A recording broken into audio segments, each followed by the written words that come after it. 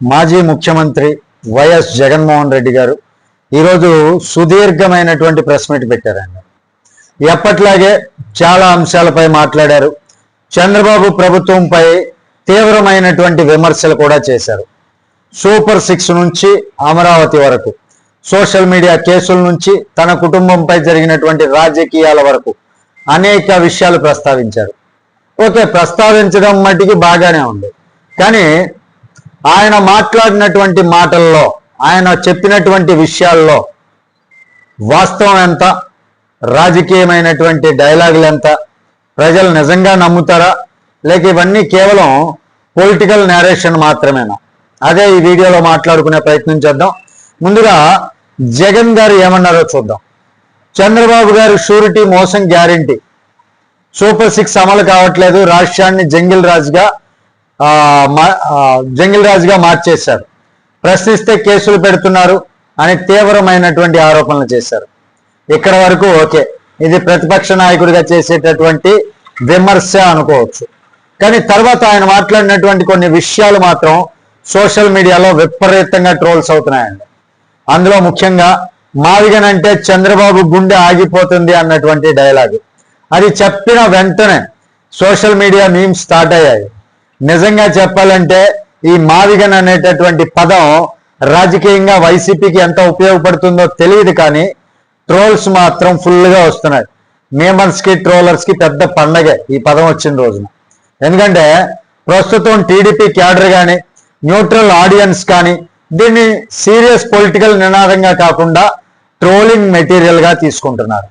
ఇక అసలు హైలైట్ ఏంటంటే ఏపీకి రాజధాని లేకుండా చేశారని జగన్ గారు చెప్పటం.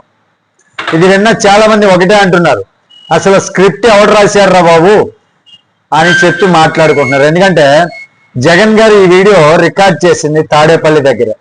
అక్కడి నుంచి కాస్త ముందుకెళ్తే అమరావతిలో భారీ నిర్మాణాలు కనిపిస్తాయి.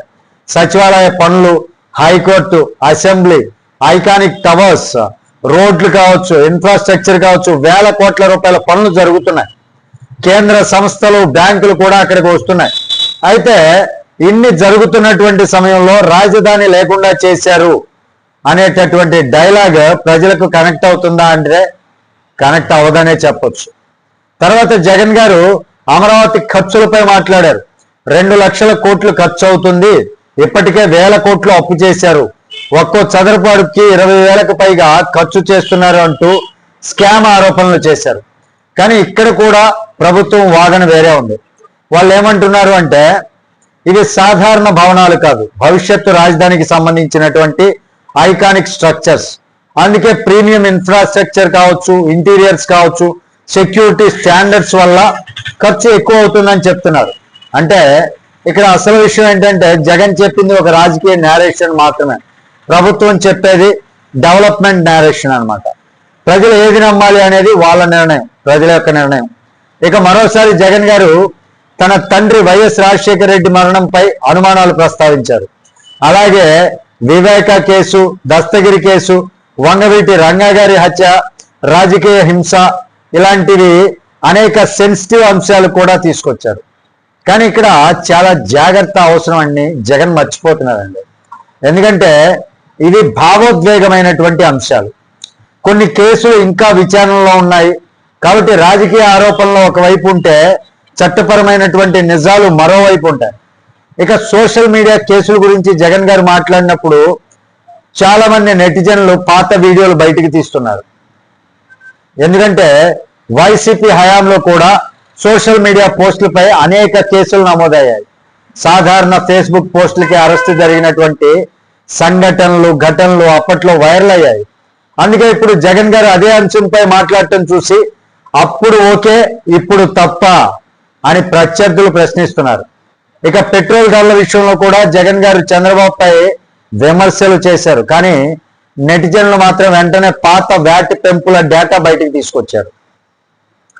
అంటే ఇప్పుడు సోషల్ మీడియాలో పరిస్థితి ఎలా ఉందంటే ఏ నాయకుడు ఏ ఆరోపణ చేసినా వెంటనే పాత క్లిప్పింగ్స్, పాత స్టేట్మెంట్స్ బయటకు వస్తున్నాయి.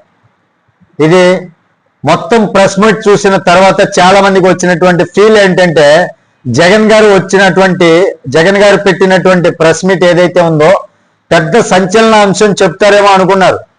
రాష్ట్ర రాజకీయాలను కుదిపేసేటటువంటి విషయాలు ఏమన్నా బయట పెడతారేమో అనుకున్నారు.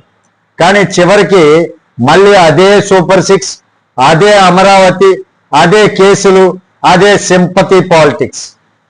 ఇదే ఫీలింగ్ చాలా మందికి వచ్చిందండి ఆయన ప్రెస్ మీట్ చూసిన తర్వాత. అయితే ఒక విషయం మాత్రం నిజం, ప్రతిపక్ష నాయకుడిగా జగన్ గారు యాక్టివ్గా కనిపించాలనుకుంటున్నారు. ప్రజల్లో తన ప్రజెన్స్ తగ్గిపోకూడదని తరచూ ప్రెస్ మీట్లు పెడుతున్నారు.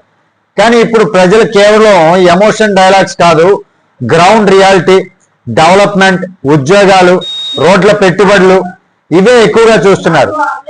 అందుకే ఈరోజు ప్రెస్ మీట్ వైసీపీకి ఎంత ఉపయోగపడిందో తెలియదు, కానీ సోషల్ మీడియాలో మాత్రం మావిగన్ డైలాగ్ అనేది ట్రెండ్ అయిందండి.